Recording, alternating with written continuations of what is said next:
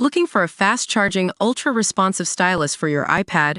Meet the 2X Fast Charge Active Stylus Pen, designed for 2018 to 2025 Apple iPads. Take your creativity and productivity to the next level. Click the link in the video description to shop now on Amazon. Welcome to SportSnap Daily, where we dive into the world of sports and uncover the stories that make athletes tick.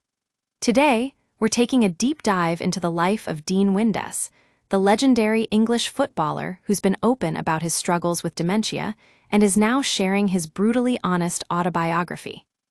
Dean Windass, one half of the iconic duo that brought Wembley to its knees in 1996, has never shied away from speaking his mind.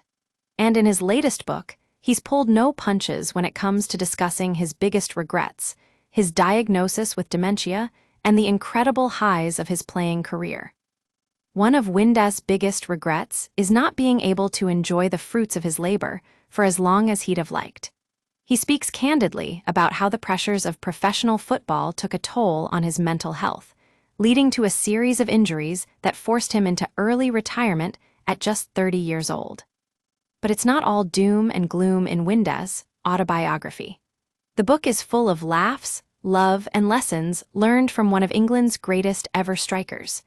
We hear stories about his time on the pitch with Steve McManaman and how the two became an unstoppable force, terrorizing defenses with their pace and skill. And then, of course, there was Wembley 1996, a match that still sends shivers down the spines of football fans to this day. Windass talks about what it was like to be on the pitch, knowing that the fate of England hung in the balance.